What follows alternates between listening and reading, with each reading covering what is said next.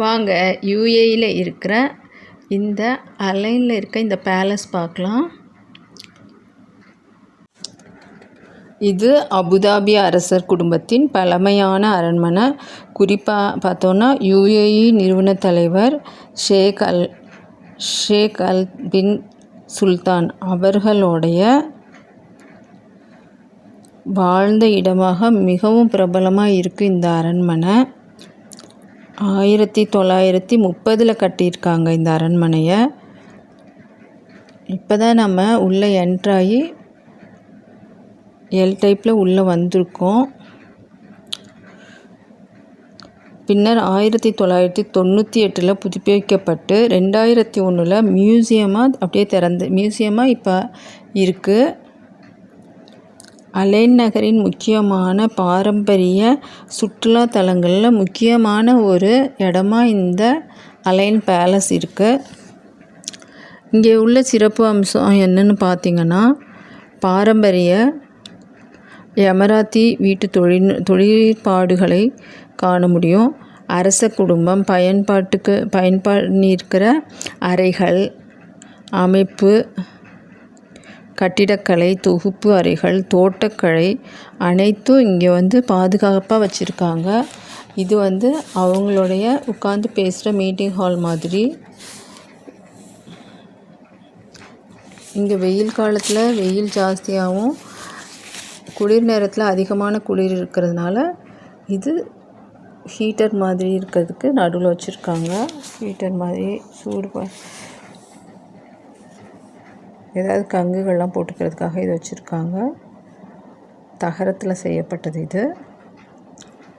இந்த மாதிரி நிறையான அறைகள் இருக்குது. ஒரு 4-5 அறைகள் இந்த மாதிரி வடிவமைச்சிருக்காங்க.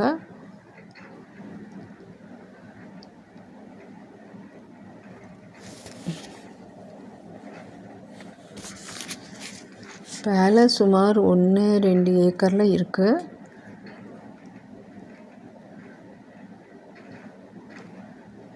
அதுலேருந்து அடுத்த அறையில் பார்த்தாலும் இந்த மாதிரி தான் இருக்குது.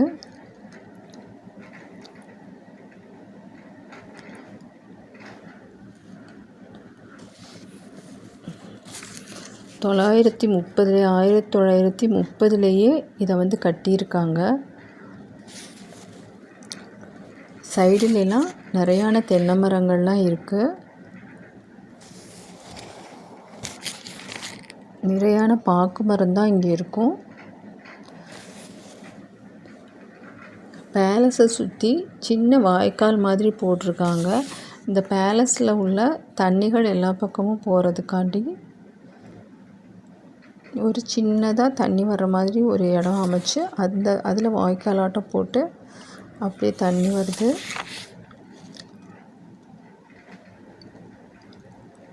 பாருங்கள், ஒரு சின்ன குட்டையாட்டம் இருக்குது. அது வழியாக தான் அப்படியே தண்ணி எல்லா பக்கமும் போகுது.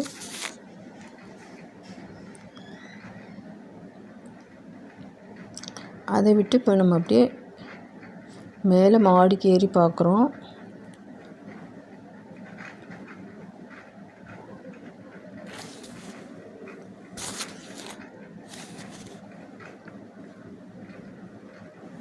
அந்த மாடியில் இந்த மாதிரி தங்கும் அறைகள்,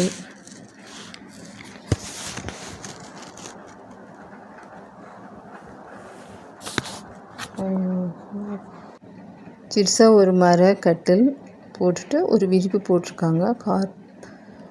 கார்பெட் விரிச்சிருக்காங்க. சைடில் விண்டோ இருக்குது.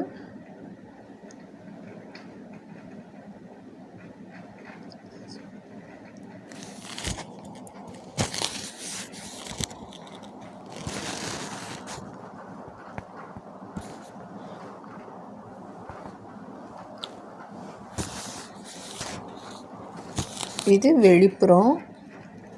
அடுத்து சில்ட்ரன்ஸுடைய ரூம்ஸை.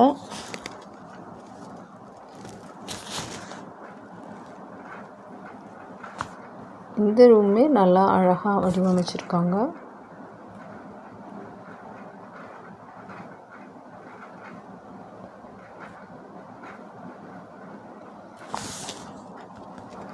அதிலேருந்து வெளிப்புறம் பார்த்தோன்னா இந்த அமைப்பு இருக்குது.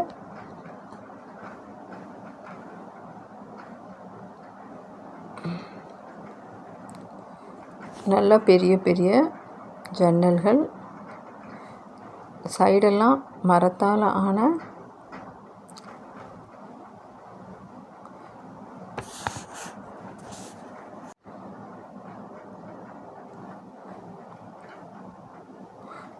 இந்த மரப்பலகைகள்லாம் நல்லா நெருக்கமாக போட்டு ஒரு அமைப்பாக இருக்குது. இதை தான் அரபிக் டிசைனே சொல்கிறாங்க. நல்லா நெருக்கமாக வடிவமைச்சிருப்பாங்க. இந்த மாடியிலேருந்து வெளிப்புறத்தை பார்க்குறதுக்கே ரொம்ப அழகாக இருக்குது. இங்கேருந்து அப்படியே வெளிப்புறத்தை பாருங்கள். அந்த பாக்கு மரம் ஃபுல்லாக தெரியுது பாருங்கள். வெளியில் பாக்கு மரங்கள்லாம் தெரியுது.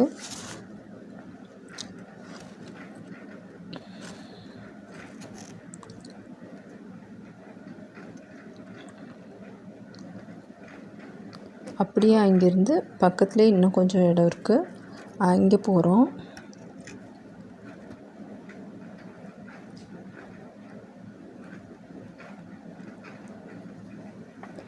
இப்போ அரண்மனை அறைகளிலிருந்து வெளியில் வந்து வெளிப்புறத்தை பார்த்துட்டு இருக்கோம். மேலையெல்லாம் நல்லா உத்தரக்கட்டை வச்சு அடித்து மேலே இருக்குது. இப்போ வெளிப்புற தோற்றம்.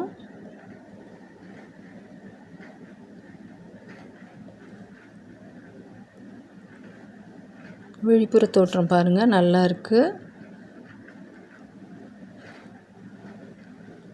நல்லா புல், அப்புறம் சின்ன சின்ன மரங்கள் இருக்குது. இது பழங்காலத்து கேணி இருக்குது. சப்ஸ்கிரைப் பண்ணிக்கோங்க. இதே மாதிரி தான் இன்னொரு அறையும் இருக்குது. இந்த மாதிரி ஒரு 4-5 அறைகள் இருக்குது மாடியில். அதிலேருந்து வெளியில் வந்தால் பழங்காலத்தில் உள்ள பானைகள், இந்த மாதிரி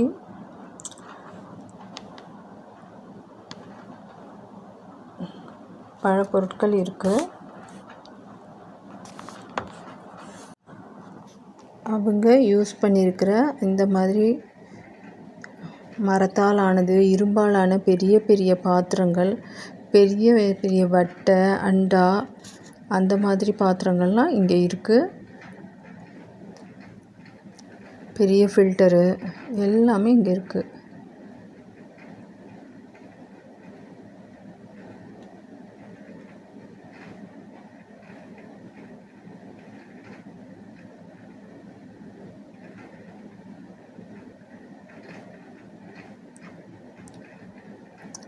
அப்புறம் இந்த சைட்லேயும் சில அறைகள் எல்லாம் இருக்குது.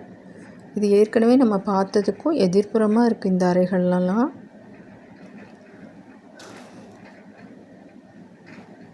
இங்கே ஒரு கட்டில், ஒரு விரிப்பு போட்டிருக்காங்க. இந்த மாதிரி அரண்மனையை சுற்றி பார்க்கவே ரொம்ப அழகாக இருந்தது. இப்போ மியூசியமாக மாற்றியிருக்காங்க.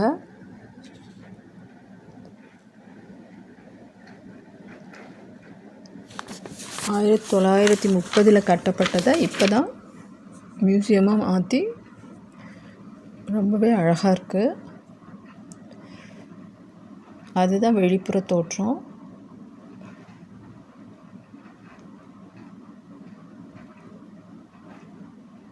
ஒரு நீளமான கட்டடமாக இருக்குது. Al Ain palace museum. இப்போ நம்ம வெளியில் வந்தாச்சு பேலஸை விட்டு. தேங்க்யூ.